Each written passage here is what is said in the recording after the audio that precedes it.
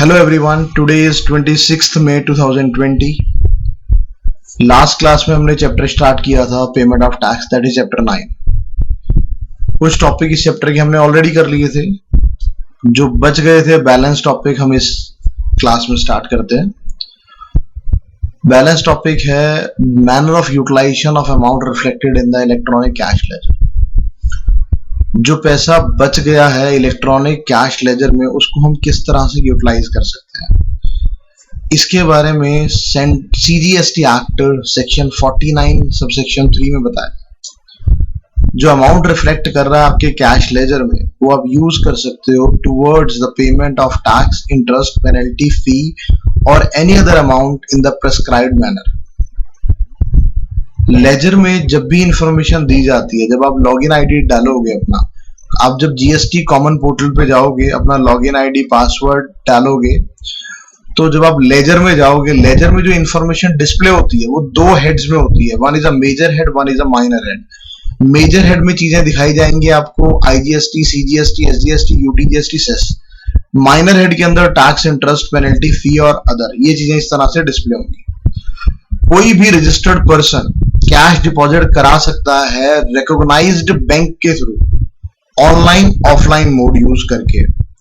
जो पैसा वो जमा कराएगा वो इलेक्ट्रॉनिक कैश लेजर में जाएगा, और कैश जो डिपॉजिट होगा can be used for making payment of tax liability, interest, penalty, fees and others. Credit ledger, electronic credit laser क्या है? Section 49 subsection 2 of the act provide that जो भी registered taxable person है उसको अपना self assess करना पड़ेगा input tax credit. Input tax credit मतलब जो उसने परचेज पे टैक्स पे करा हुआ है उसको सेल्फ असेस करे by registered person, shall be credit to the its electronic credit ledger, जिसको हम बोलते हैं electronic input tax credit ledger. आपने जितना भी इनपुट पे टैक्स पे करा हुआ है वो सारा का सारा असेस करो, और वो amount of assessed input tax credit वो क्रेडिट हो जाएगा आपके इलेक्ट्रॉनिक क्रेडिट लेजर के अंदर. मतलब वो शो होना शुरू हो जाएगा इलेक्ट्रॉनिक क्रेडिट लेजर में. This is to be maintain, ये लेजर जो मेंटेन करा जाता है एक प्रिस्क्राइब्ड फॉर्म में मेंटेन करा जाता है. क्रेडिट इन दिस लेजर हम यूज कर सकते हैं टैक्स के लिए. आपने परचेज के टाइम पे जो टैक्स पे करा था उस टैक्स को सेल के टाइम पे यूज कर सकते हो, बस टैक्स की पेमेंट के लिए. किसी और इंटरेस्ट, पेनल्टी, फीस की पेमेंट के लिए ये इनपुट टैक्स आप यूज नहीं कर सकते. इवन दो आपका input tax credit, tax liability, reverse charge के लिए भी आप यूज नहीं कर सकते. मतलब आपका जो इनपुट टैक्स है वो आप रिवर्स चार्ज मैकेनिज्म में कोई लायबिलिटी अगर आपकी बनती है तो उसमें भी आप एडजस्ट नहीं कर सकते. किस तरह से आप यूटिलाइज करेंगे, मतलब order of utilisation of input tax credit in the electronic cash laser.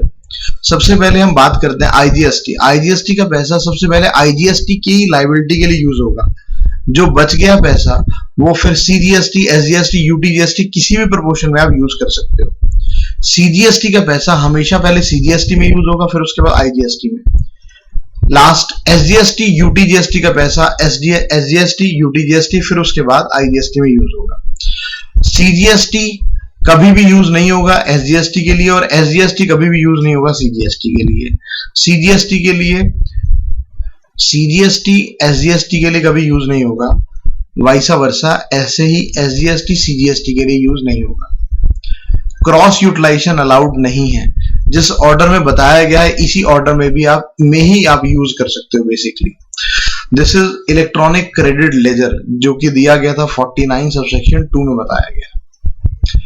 Electronic liability register next आता है. इलेक्ट्रॉनिक लायबिलिटी रजिस्टर, तीन तरह के लेजर मेंटेन होते हैं टैक्सेबल पर्सन की तरफ से. One is a electronic liability register, second one is a electronic cash ledger, third one is a electronic credit ledger. Electronic liability register के बारे में बात करते हैं जिसका मीनिंग एक्ट के अंदर डिफाइन नहीं है. इलेक्ट्रॉनिक लायबिलिटी रजिस्टर रिफ्लेक्ट करेगा आपकी टोटल लायबिलिटी एक टैक्स पेयर की after netting of. Netting of मतलब आपका जितना लेना और जिसका जितना देना बनता है सारा कुछ एडजस्ट करने के बाद पर्टिकुलर मंथ का वो शो करेगा इलेक्ट्रॉनिक लायबिलिटी रजिस्टर के अंदर. Order of discharge of liability of a taxable person, किस ऑर्डर में आप डिस्चार्ज कर सकते हो लायबिलिटी अपनी। सबसे पहले तो पिछले प्रीवियस पीरियड के आपके सारे ड्यूज आएंगे, करंट पीरियड के ड्यूज आएंगे, फिर उसके बाद आपके ड्यूज आएंगे जो डिमांड डिटरमाइन करी गई है सेक्शन 73-74 के अंदर एक्ट के। मतलब previous period dues, current period dues plus demand determine by the department under section 73 and 74। कुछ प्रिजम्पशन ली जाती है, presumption that incident of tax is passed on. हम कुछ प्रिज्यूम करके चलते हैं कि जब आपने अगर टैक्स पे कर दिया आपने, तो इसका मतलब आपने कस्टमर से भी कलेक्ट कर लिया, that is presumed unless and until contrary is proved. If tax has been paid under the act, the taxable person is deemed to have passed the incidence of payment of such tax to the receiver, that is customer. This is subject to contrary have been proved. Next आता debit to electronic liability register. Debit to electronic liability register. Electronic liability register में जो चीजें debit है, debit मतलब हमने pay करना, all amount payable towards tax, interest, liability, late fees, any other amount as per return file. जो आपने return file करी है उसके अंदर अमाउंट रिफ्लेक्ट कर देगा, इतना इंटरेस्ट, इतना टैक्स, इतना ये लेट फी आपने पे करना।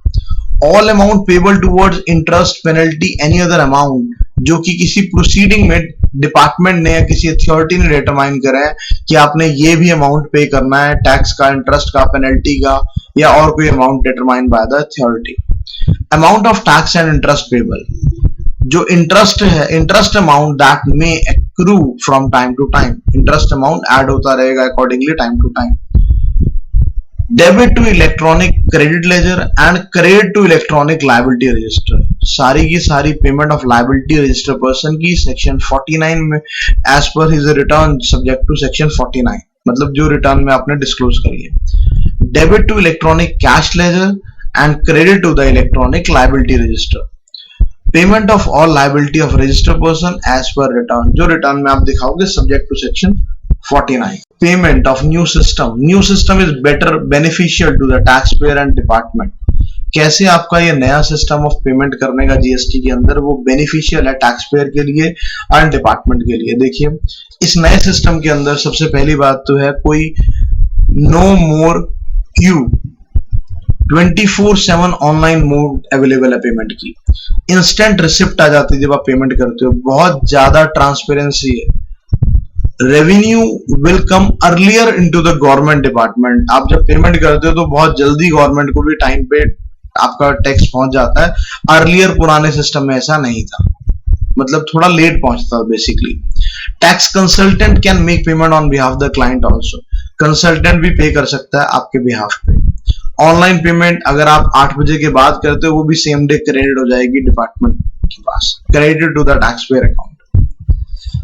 Okay, these are the benefits of the new system of payment. Next आता है interest, interest on delay payment of tax. अगर आप गवर्नमेंट के पेमेंट ऑफ टैक्स को डिले करते हो, सेक्शन 50 कहता है अगर if person pay unpaid amount on his own तो रेट 18% लगेगा। आप अपनी तरफ से ही आपको पता लगता है और आप पे कर देते हो ऑन हिज ओन, नहीं आया, कोई शोकोज नहीं हुआ, कोई कुछ नहीं हुआ, आपने अपनी तरफ से कैलकुलेट करा कि शॉर्टफॉल है, वो आपने पे कर दिया। अब जब पे करोगे शॉर्टफॉल को तो 18% इंटरेस्ट के साथ पे करना पड़ेगा। अगर पता लगता है आपको कि आपका शॉर्टफॉल है, बट वो जो शॉर्टफॉल है वो आपने आईटीसी ज्यादा ले लिया था या और under excessive reduction in liability, आपने अपनी लायबिलिटी को पे नहीं या रिड्यूस कर दी, जितनी बनती थी 5 लाख आपने 4 लाख पे कर दिया, तो जो बैलेंस 1 लाख है उसके ऊपर 24% इंटरेस्ट के साथ पे। इंटरेस्ट ऑन डिले पेमेंट में 2 बातें ध्यान रखनी है। अगर तो रजिस्टर्ड पर्सन खुद पे कर देता लायबिलिटी निकाल के कि मेरा इतना अमाउंट ऑफ टैक्स और पे करना बनता है डिपार्टमेंट को, तो 18% इंटरेस्ट रेट लगेगा। अगर किसी और रीजन की वजह से डिटरमाइन होती है लायबिलिटी उसकी, तो 24% पर एनम इंटरेस्ट के साथ पे करना पड़ेगा। इंटरेस्ट कैलकुलेट कब से होगा? जब आपका इंटरेस्ट ड्यू, जब आपकी पेमेंट ड्यू हुई थी, जब तक आपने एक्चुअली पेमेंट करा, मतलब due date to the actual date. Payment of interest in case of belated payment of tax should be made voluntarily even without a demand. Interest तभी पे करना पड़ेगा चाहे आप अपना वॉलंटरली पे कर दो। Interest payable under this section shall be debit to the electronic ledger register में debit हो जाएगा। जो आपका पे करना बनता है लायबिलिटी बन जाएगी आपकी, लेजर इलेक्ट्रॉनिक लायबिलिटी रजिस्टर में स्टैंड हो जाएगी लायबिलिटी का। मतलब इसमें इंटरेस्ट के दो ही रेट है, 18 या 24। 18 तब लगेगा अगर आप अपनी तरफ से पे कर देते हो, बाकी अदरवाइज अदर केसेस के अंदर 24%। Liability for interest can be settled bye adjustment with the balance in the electronic cash ledger. जो लायबिलिटी है इंटरेस्ट की वो एडजस्ट होगी किससे? इलेक्ट्रॉनिक कैश लेजर से। But it will not be adjusted with electronic credit laser से adjust नहीं होगी, कैश लेजर से एडजस्ट होगी आपकी लायबिलिटी ऑफ इंटरेस्ट। आगे आता है transfer of input tax credit. Transfer of input tax credit under section 53 that as per the CGST Act, section 18 as per the IGST Act। आपका जो ITC है input tax credit है CGST का, अगर आपने यूज करा पेमेंट ऑफ IGST में, input tax credit of CGST अगर आपने यूज करा है पेमेंट ऑफ IGST में, तो इक्विवेलेंट अमाउंट जितना यूज करा गया ITC का जो आप ट्रांसफर करा है, that is transferred by the central government from the CGST account to the IGST account।